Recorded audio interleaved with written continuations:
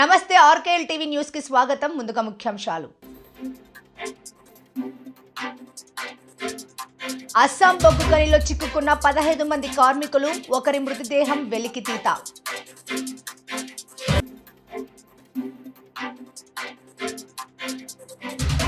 AP digital technology సదస్సు, ముఖ్య అతిథిగా మంత్రి నారా లోకేష్.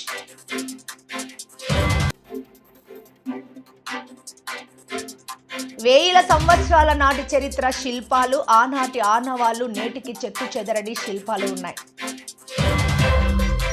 అస్సాంలోని డీమా హసాఓలోని బొగ్గు గని నుంచి ఓ మృతదేహాన్ని వెలికితీశారు.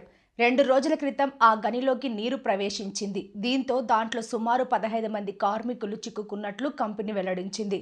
నీటితో నిండిన గనిలోకి 21 పారా డ్రైవర్లు గాలింపు కోసం వెళ్లారు. గని దిగువ భాగం నుంచి ఓ మృతదేహాన్ని తీసుకువచ్చారు. నేవీ, ఆర్మీ, ఎన్డీఆర్ఎఫ్, ఎస్డీఆర్ఎఫ్ దళాలు రెస్క్యూ ఆపరేషన్ కొనసాగిస్తున్నాయి. విశాఖపట్టణంకు చెందిన డ్రైవర్లు అక్కడకు చేరుకున్నారు. ఆపరేషన్కు ముందు రెక్కీ నిర్వహించి ఆ తర్వాత క్వారీలోకి ఎంటర్ అయ్యారు. గని నుంచి నీటిని తవ్వేందుకు ఎస్డీఆర్ఎఫ్ డివాటర్ పంపులను తీసుకువస్తోంది.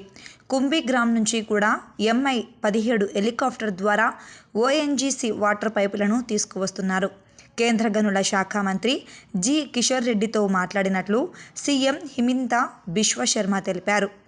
కోల్ ఇండియాకు చెందిన సిబ్బంది రెస్క్యూ ఆపరేషన్కు రానున్నట్లు మంత్రి తెలిపారు. క్వారీలో నీరు 100 ఫీట్లకు చేరుకున్నది. जी, ये अभी डाइव किया गया था, कल भी डाइव किया था, कई बार डाइव किया गया कल, लेकिन कल कुछ नहीं मिल पाया था, तो आज फिर हमने मॉर्निंग में एक डाइव किया है. ये जॉइंट ऑपरेशन था और इसमें आर्मी के डाइवर्स भी हमारे साथ थे और इसमें एक बॉडी रिसीव हुई है, उसको अभी ऊपर लाया गया है. अभी भी पानी बहुत ज्यादा, मतलब कि 100 फुट से करीब पानी है और जो ताक से वो भी बहुत बड़ा सैलेंस है. तो कैसे आप लोग के डाइवर्स और इंडियन आर्मी हो या नेवी के डाइवर्स कैसे इसको डाइविंग अपने आप में बहुत चैलेंजिंग ऑपरेशन होता है, इसलिए जब भी कभी डाइवर्स का सिलेक्शन किया जाता है बहुत केयरफुली किया जाता है. जो भी आदमी डाइवर बनता है, नंबर 1 उसकी फिजिकल फिटनेस बिल्कुल हाई स्केल की होनी चाहिए. बहुत ज्यादा ध्यान दिया जाता है कि उसकी फिजिकल फिटनेस बहुत अच्छी हो, उसको स्विमिंग बहुत अच्छी आती हो और उसके बावजूद उसको कई तरह के इंस्टीट्यूशन में बेसिक फिर एडवांस ट्रेनिंग्स करनी होती है और कई ट्रेनिंग के बाद और कई प्रैक्टिस डाइव के बाद वो एक एक्सपर्ट डाइवर बनता है. तो ऐसे लोग हैं जो कि इस तरह के एनवायरनमेंट में किसी भी दूसरे पानी में डाइव करना एक अलग, हर इस तरह की डाइविंग एक टोटल डिफरेंट एक्सपीरियंस है, जिसमें कि बहुत ही कन्फाइंड स्पेस है, बहुत ही अंधेरा अंदर होता है, कुछ दिखाई नहीं देता, फिर हमें पता नहीं होता कि इसके नीचे क्या क्या है, क्योंकि जब इस तरह का कुछ कुआं है उसके नीचे कई कुछ हो सकता है, कुछ इक्विपमेंट हो सकते हैं, कुछ और मशीन्स हो सकती हैं, तो ये सब बहुत रिस्की हो जाता है, तो बहुत ध्यान से इस तरह के ऑपरेशन को करना पड़ता है. सर, ये कंटिन्यू, मतलब कि ये जॉइंट ऑपरेशन कंटिन्यू रहेगा, कब तक ये संभावना है कि आप लोग क्या आशा रखते हैं कि पूरा का पूरा कंप्लीट हो जाए? ये डिपेंड करता है कि नीचे सिचुएशन कैसी है, क्योंकि जैसे हमें बताया गया कि नीचे रैट होल्स हैं और अब अगर बाकी लोग कहाँ पे हैं ये इस पर डिपेंड करता है. ये अब क्या ये कहना रियली बहुत मुश्किल है कि इसमें कितना टाइम लग जाएगा. ఏపీ డిజిటల్ టెక్నాలజీపై రాష్ట్ర స్థాయి సదస్సు బుధవారం ఉదయం విశాఖలోని చిల్డ్రన్ ఏరీనాలో ప్రారంభమైంది. 2 రోజులు నిర్వహించే ఈ సదస్సుకు ముఖ్య అతిథిగా రాష్ట్ర ఐటీ, మానవ వనరుల శాఖల మంత్రి నారా లోకేష్ హాజరయ్యారు. ఆంధ్రప్రదేశ్ ప్రభుత్వం software technology parks of India సహకారం అందిస్తున్న ఈ సదస్సులో IT, ITES, artificial intelligence and emerging technologies, electronics, smart and sustainable technology, medical and health technology, creative టెక్నాలజీలపై చర్చలు జరుగుతున్నాయని AP digital technology industry leadership forum convenor Sridhar Kosaraju తెలిపారు. I think it is safe to say that today is Vishaka's day. I think there is so much of excitement, energy. Honestly, we only planned for the Deep Tech Summit, but Modi ji of course knows how to gate crash, and sir decided that today is the day that he should come to Visakhapatnam. And it's amazing the kind of support that we're getting from the Honorable Prime Minister to Andhra Pradesh. If you look at it, almost 2 lakh crore plus investments are going to be kicked off today. And these are not just about traditional jobs. It's about creating next generation, the green hydrogen, and really leapfrogging in terms of positioning Andhra Pradesh. You know, what you're going to see in Andhra Pradesh is something that we started in 2014, which is decentralized development. We've taken each district to be a very sectorally focused district. And if you look at Rayalaseema, Anantapur, which is actually one of the most backward districts in 2014, because of one Kia, is now, I think, number 3 or number 4 in terms of per capita income in the state of Andhra Pradesh. It actually is beating Godavari's today. Now, North Anantapur, Kurnool is going to be a renewable energy hub. Chittoor and Kadapa is going to be our electronics manufacturing hub. Prakasam, we've inked a deal with Reliance to look at generating gas from Napier grass. We're going to do 500 units in phase 1. So we're going to leapfrog in terms of renewable energy there. Of course, Krishna Guntur is where the capital Amravati is coming up. East-West Godavari is going to predominantly focus on aqua. We are number 1, but we want to now be a distant number 1. We want to grow our own unique varietals that we can take to the world. And it's also going to be our petrochemical hub for us as a state. Coming to North Andhra, in the coming year, you will see us announcing the world's largest chemical park, the world's largest pharma park. I want to create a data city not for India, but a data city for the world. And the capital of it will actually be Visakhapatnam. ఉమ్మడి వరంగల్ జిల్లాలో పేరుగాంచిన ప్రసిద్ధి పుణ్యక్షేత్రం సుమారు 17 లక్షల రూపాయల వ్యయంతో దాతల సహాయ సహకారాలతో నిర్మించిన శ్రీ ఐనవోలు శ్రీ మల్లికార్జున స్వామి నూతన కమాన్ పున్నెల్ క్రాస్ వద్ద నిర్మించగా నేడు టెస్కాబ్ చైర్మన్ మార్నేని రవీందర్ రావుతో కలిసి రిబ్బన్ కట్ చేసి కమాన్ని ప్రారంభించిన వర్ధన్నపేట ఎమ్మెల్యే కేఆర్ నాగరాజు. ఈ కార్యక్రమంలో మండల ప్రజా ప్రతినిధులు, కాంగ్రెస్ పార్టీ రాష్ట్ర, జిల్లా, మండల, గ్రామస్థాయి నాయకులు, ఆలయ ఈవో అధికారులు తదితరులు పాల్గొన్నారు. జిల్లా కాంగ్రెస్ ఆధ్వర్యంలో బీజేపీ దిష్టిబొమ్మ దగ్ధం. అఖిల భారత కాంగ్రెస్ పార్టీ ప్రధాన కార్యదర్శి, వయనాడు పార్లమెంట్ సభ్యురాలు ప్రియాంక గాంధీపై ఢిల్లీ రాష్ట్ర కల్కాంజీ నియోజకవర్గ బీజేపీ ఎమ్మెల్యే అభ్యర్థి రమేష్ బీదూరి చేసిన అనుచిత వ్యాఖ్యలను తీవ్రంగా ఖండించిన హన్మకొండ జిల్లా కాంగ్రెస్ పార్టీ అధ్యక్షులు, వరంగల్ పశ్చిమ నియోజకవర్గ శాసనసభ్యులు నాయని రాజేందర్ రెడ్డి హన్మకొండ జిల్లా కాంగ్రెస్ పార్టీ ఆధ్వర్యంలో బీజేపీ పార్టీ దిష్టిబొమ్మ దగ్ధం చేశారు. ఈ సందర్భంగా వరంగల్ పశ్చిమ నియోజకవర్గ శాసనసభ్యులు నాయని రాజేందర్ రెడ్డి మాట్లాడుతూ, మహిళలంటే కనీస గౌరవ మర్యాద లేని వ్యక్తికి బీజేపీ పార్టీ టికెట్ ఇచ్చి వారికి ఓట్లు వేయమని అడగటం సిగ్గుచేటని అన్నారు. రమేష్ బిదూరి వాక్యాలను వెంటనే వెనక్కి తీసుకుని క్షమాపణ చెప్పాలని, బీజేపీ పార్టీ రమేష్ని పార్టీ నుంచి సస్పెండ్ చేయాలని డిమాండ్ చేశారు. అభివృద్ధి పక్కన పెట్టి మత విద్వేషాలు, రెచ్చగొట్టే ప్రసంగాలు చేయడం సరికాదన్నారు. బీజేపీ పార్టీ దేశ అభివృద్ధి కోసం పాటుపడాలని, మహిళలను గౌరవించాలని సూచించారు. ఈ కార్యక్రమంలో కాంగ్రెస్ పార్టీ నాయకుడు కార్తిక్, ప్రజాప్రతినిధులు, కార్యకర్తలు పాల్గొన్నారు. నేపాల్, టిబెట్ సరిహద్దుల్లో సంభవించిన భూకంపంలో 95కి చేరిన మరణాలు, గాయపడ్డ మరో 130 మంది. గంట వ్యవధిలోనే 6 సార్లు కంపించిన భూమి. వేల సంవత్సరాల నాటి చరిత్ర శిల్పాలు, ఆనాటి ఆనవాళ్లు, నేటికి చెక్కు చెదరని శిల్పాలు ఉన్నాయి. ఆనాటి జ్ఞాపకాలకు కనబడినట్టుగా చాలా అద్భుతంగా ఉన్నాయి.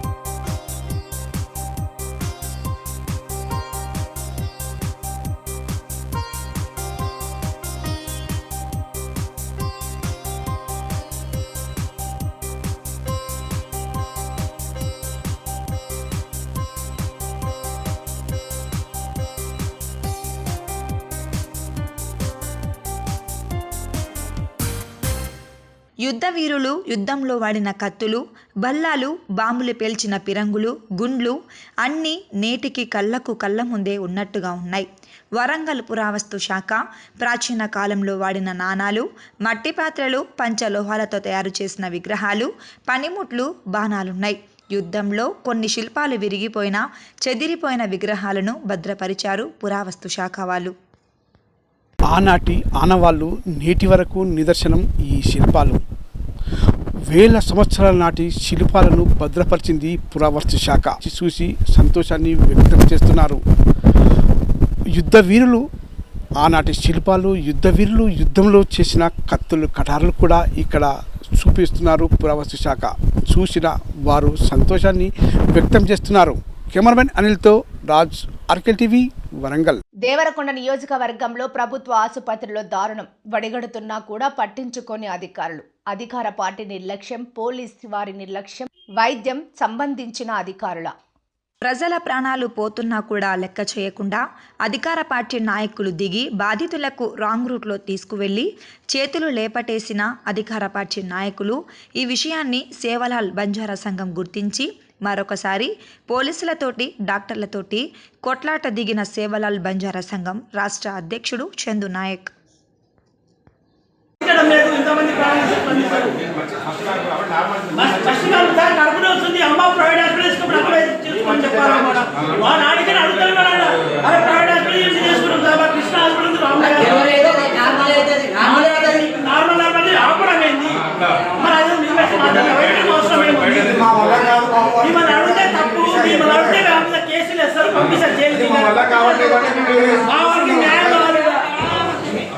ఏదైనా సమాధానం చెప్పాలి, క్లారిటీ ఉండాలి, వాటి క్లియర్ ఉండాలి. మీరు వచ్చి మిమ్మల్ని గౌరవిస్తున్నాం, మీ మాట మేము జరిగిన పరిణామం ఏంది, దాని ఆన్సర్ ఏంది చెప్పండి సార్.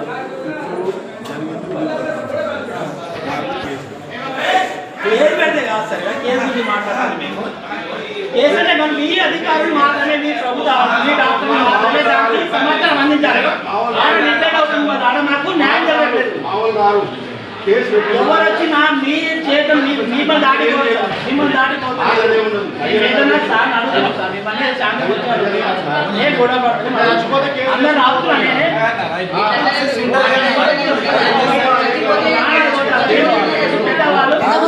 నిర్దేశం వాయించకుండా వైద్యం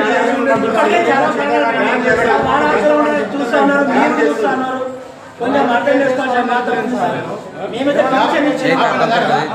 జయశంకర్ భూపాలపల్లి జిల్లాలో చిన్న కాళేశ్వరం కెనాల్ పనులను అడ్డుకున్న రైతులు. జయశంకర్ భూపాలపల్లి జిల్లా మహదేవపూర్ మండలం ఏలికేశ్వరంలో నిర్వహిస్తున్న చిన్న కాళేశ్వరం గ్రావిటీ కెనాల్ పనులను 4వ రోజు అడ్డుకున్న రైతులు. పోలీసులకు రైతులకు మధ్య వాగ్వాదం. జేసీబీ ద్వారా కెనాల్ తోడే క్రమంలో జేసీబీ ముందు పడుకొని నిరసన తెలుపుతున్న రైతులు. పొలాల్లో భారీగా మోహరించిన పోలీసులు. ఎలికేశ్వరం గ్రామంలో భారీగా పోలీసులు మోహరించడంతో రైతులకు పోలీసులకు మధ్య ఘర్షణ వాతావరణం నెలకొంది.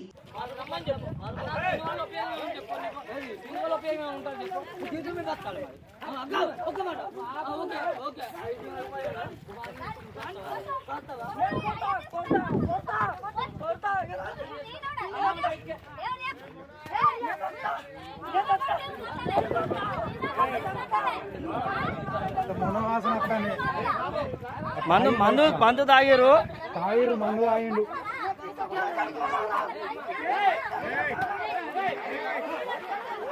సార్, మందు తాగిండు, వాసన వస్తుంది.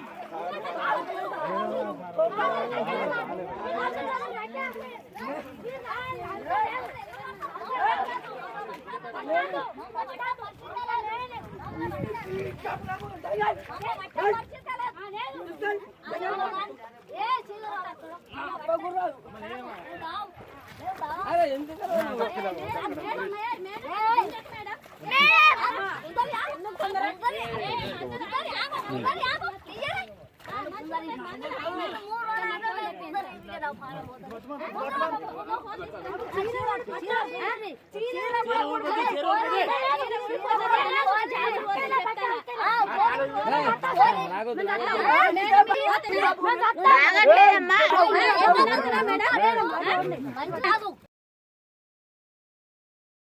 ఫిబ్రవరి 12 నుంచి 15 వరకు జరుగు మేడారం జాతర పనులను సకాలంలో పూర్తి చేయాలని, అన్ని పనులు నాణ్యతతో శాశ్వతంగా నిలిచే విధంగా ఉండాలని, భక్తులకు ఎలాంటి ఇబ్బందులు కలిగించవద్దు. జాతర విజయవంతానికి అన్ని శాఖల అధికారులు సమన్వయంతో కృషి చేయాలి. రాష్ట్ర పంచాయతీరాజ్, గ్రామీణ అభివృద్ధి, గ్రామీణ నీటి సరఫరా, మహిళా శిశు సంక్షేమ శాఖ మంత్రి ధనసరి సీతక్క అన్నారు.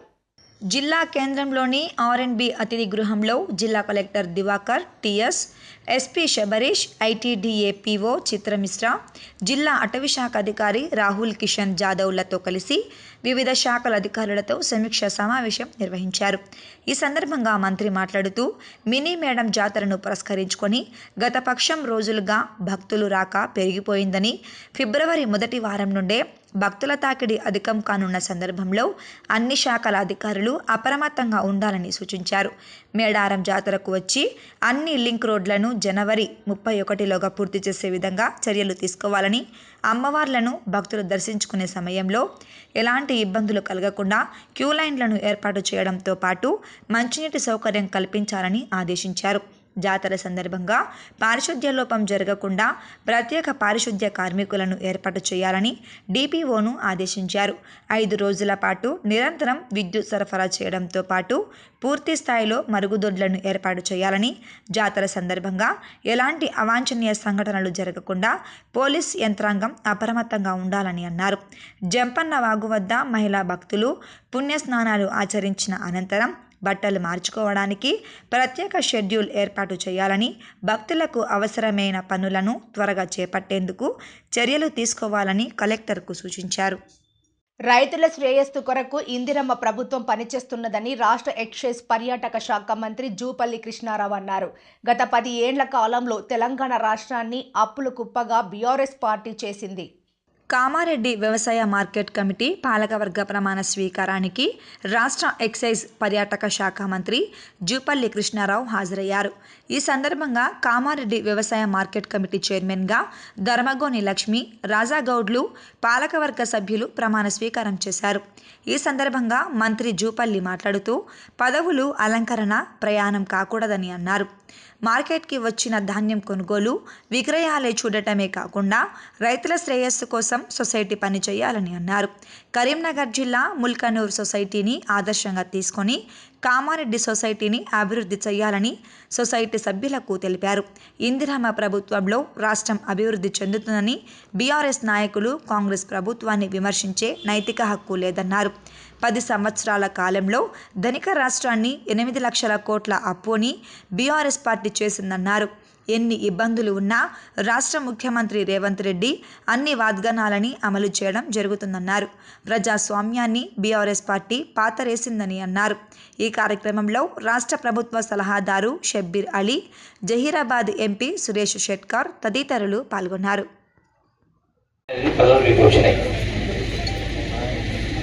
సంతోషం, ఎదరికి శుభాకాంక్షలు తెలియజేస్తాం. పదవులు అలంకారప్రాయం కాకూడదు. రైతుల శ్రేయస్సు కోసం నిత్యం కష్టపడుతూ మార్కెట్ అగ్రికల్చర్ మార్కెట్ కమిటీ యొక్క ఆదాయం పెంచుతూ కేవలం మార్కెట్కు వచ్చిన ధాన్యాన్ని కొనుగోలు అమ్మకాలకే కాకుండా రైతులకు సంబంధించిన వివిధ రకాల సమస్యలు ఉంటాయి, వాటన్నిటిని పరిష్కరించే స్థాయికి ఎదగాల. ఎట్లా? ఎందుకంటే చాలా ఆదాయం అంతా అన్యాయత ఉంటుంది. ఆదాయం రాకుండానే బయటనే ట్యాక్స్ కట్టకుండా ట్రక్కులు పోతూ ఉంటాయి. వాటన్నింటినీ కంట్రోల్ చేసి కలిసి ఇక ఏం ఆదాయం పెంచగలరు చేయాలి. ఒకటి. రెండవది, మీకు సూచన, కరీంనగర్ జిల్లాలో ఒక సొసైటీ ఉంది, ముల్కనూర్ సొసైటీ. ఆ ముల్కనూర్ సొసైటీ ఒకసారి మీరు సందర్శించి ఊళ్ళో గడిపినట్టు పొద్దున్న పోయి సాయంత్రంగా ఎంత గొప్ప గొప్ప కార్యక్రమం చేస్తామో, రైతులకు సంబంధించిన అన్ని రకాల సమస్యలను పరిష్కారం చేస్తాము. మీ యొక్క మార్కెట్ కమిటీ కూడా ఆ సొసైటీ చేసే పనులు మీరు కూడా చేయొచ్చు. గొప్ప పేరు వస్తుంది కాబట్టి, రైతుల పేరు చెప్తుంది కాబట్టి మరి వాటిని చేసే చేయాలని కోరుకుంటూ, అట్లాగే ఈనాడు ఈ యొక్క ప్రభుత్వం, ఇందిరమ్మ ప్రభుత్వం, పేదల ప్రభుత్వం, ప్రజా ప్రభుత్వం, గౌరవ ముఖ్యమంత్రి రేవంత్ రెడ్డి గారి నాయకత్వాన కొనసాగుతూ ఉంది. వస్తూ పేపర్లో చూస్తూ ఉంటే రకరకాల విమర్శ చేస్తూ ఉన్నారు ప్రతిపక్ష నాయకులు. ఏం చేసిందా ఏడాది కాలంలో?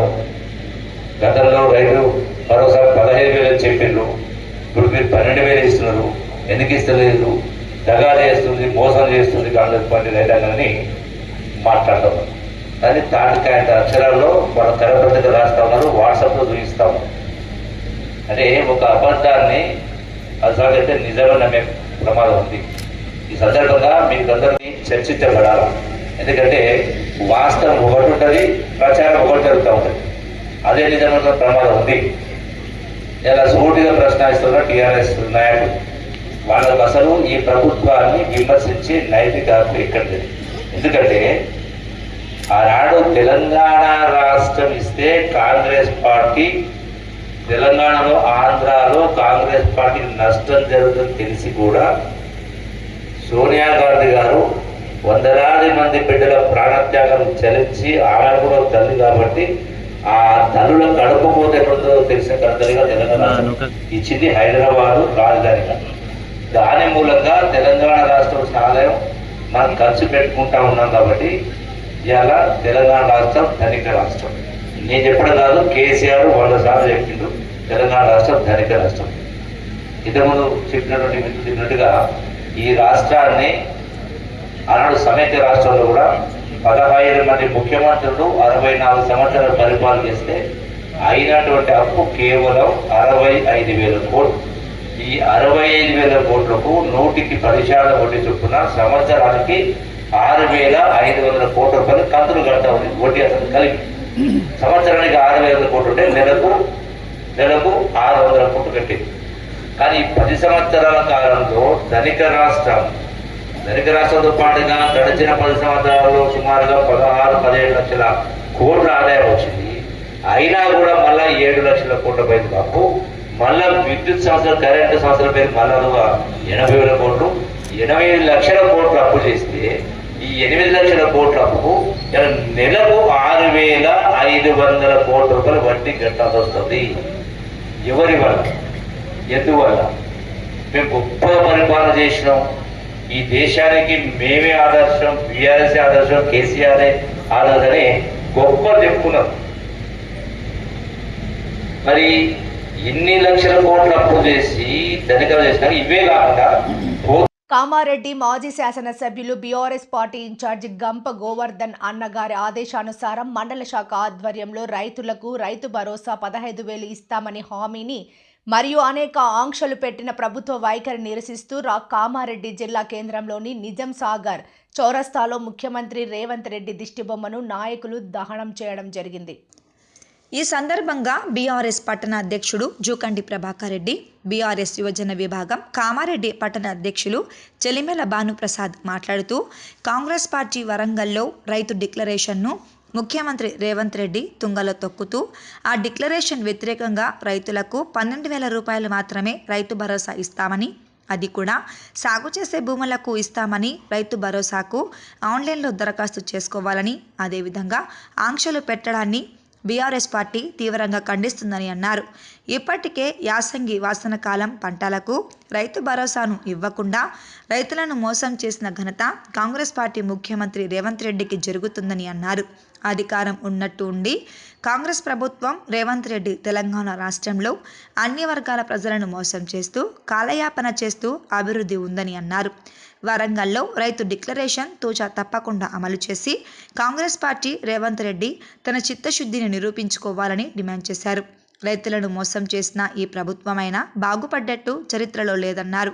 ఇప్పటికైనా రైతులకు ఇచ్చిన హామీలన్నింటినీ తూచా తప్పకుండా అమలు చేయాలని బీఆర్ఎస్ పార్టీ డిమాండ్ చేస్తుందని అన్నారు. రైతులకు అన్యాయం చేస్తే బీఆర్ఎస్ పార్టీ చూస్తూ ఊరుకోదని, రైతుల పక్షాన పోరాటం చేసి రైతులకు రావాల్సిన హక్కుల కోసం బీఆర్ఎస్ పార్టీ పోరాటం చేస్తుంది అని హెచ్చరించారు. అదేవిధంగా కామారెడ్డి జిల్లా కేంద్రంలో బీఆర్ఎస్ పార్టీ అధికారంలో ఉన్నప్పుడు కేటాయించిన డబుల్ బెడ్రూమ్ నేటికి పట్టాలు పంపిణీ చేయకపోవడం సిగ్గుచేటు అని అన్నారు. ఇప్పటికైనా డబుల్ బెడ్రూమ్ లబ్ధిదారులకు పట్టాలు పంపిణీ చేయాలని బీఆర్ఎస్ పార్టీ డిమాండ్ చేస్తుందని అన్నారు. బీఆర్ఎస్ పార్టీ ఆధ్వర్యంలో ఆందోళన చేస్తామని తెలిపారు. కార్యక్రమంలో బీఆర్ఎస్ పార్టీ కామారెడ్డి మండల అధ్యక్షులు ఇప్పిరి ఆంజనేయులు, మున్సిపల్ కౌన్సిలర్లు ఆఫీస్ నజీర్, బీఆర్ఎస్ నాయకులు గోపిగౌడ్, మాసుల లక్ష్మీనారాయణ, గరిగంటి లక్ష్మీనారాయణ, శ్రీనివాసరెడ్డి, కృష్ణ యాదవ్, బలవంతరావు, వెంకట్రావు, వెంకటిరాజు తదితరులు పాల్గొన్నారు. బాలసముద్రంలోని బీఆర్ఎస్ పార్టీ హన్మకొండ జిల్లాలో నిర్వహించిన సంక్రాంతి సంబరాల్లో ముగ్గుల పోటీ, పతంగుల ఎగరవేత, బెలూన్ల ఎగరవేత కార్యక్రమాలను నిర్వహించారు. అయితే గులాబీ శ్రేణులు పోటీల్లో వినూత్న శైలిని కనబరిచారు. మహిళలు ముగ్గులు వేశారు. అయితే ముగ్గులతో పాటు మహిళలకు ఇచ్చిన హామీలేవని, అమలు ఎప్పుడని ప్రశ్నించారు. తులం బంగారం, స్కూటీలు 2500 ఎప్పుడిస్తారని ముగ్గులు వేసి మరీ ప్రశ్నించారు. రైతు బంధు, రుణమాఫీపై కాంగ్రెస్ దోఖాను ఎండగట్టారు. యువత మా ఉద్యోగాలే లేవని రాసి నిరసన తెలిపారు. బీఆర్ఎస్ పార్టీ వరంగల్ పశ్చిమ నియోజకవర్గ యువత గాలిపటాలను ఎగరవేస్తూ we love KTR, we are with KTR అని రాసిన గాలిపటాలను ఎగరవేశారు. అంతేకాకుండా 6 గ్యారంటీలు, 420 హామీల అమలుపై ప్రశ్నలు వేస్తూ రాసిన బెలూన్లను గాలిలో ఎగరవేశారు. విజేతలకు బహుమతుల ప్రదానం. ముగ్గుల పోటీల్లో పాల్గొన్న అందరికీ మాజీ చీఫ్ విప్ వినయ్ భాస్కర్ కృతజ్ఞతలు తెలిపారు. విజేతలకు అభినందనలు తెలిపారు. కాగా పోటీలో 4వ డివిజన్కి చెందిన ఎం కల్పన మొదటి బహుమతి గెలుచుకున్నారు. 2, 3 స్థానాల్లో 49వ డివిజన్కు చెందిన పి పర్ణిక, 54వ డివిజన్కు చెందిన ఏ మానస నిలిచారు. కాగా విజేతలకు బహుమతులను ఆయన అందజేశారు. ముగ్గుల పోటీల్లో పాల్గొన్న అందరికీ కృతజ్ఞతాపూర్వకంగా బహుమతులను అందజేశారు. వార్తలు ముగించే ముందు ముఖ్యాంశాలు మరోసారి. అస్సాం బొగ్గు గనిలో చిక్కుకున్న 15 మంది కార్మికులు, ఒకరి మృతదేహం వెలికితీత.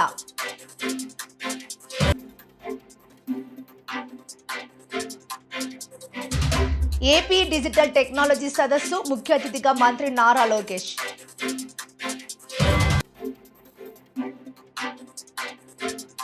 వేల సంవత్సరాల నాటి చరిత్ర శిల్పాలు, ఆనాటి ఆనవాళ్లు, నేటికి చెక్కు చెదరని శిల్పాలు ఉన్నాయి.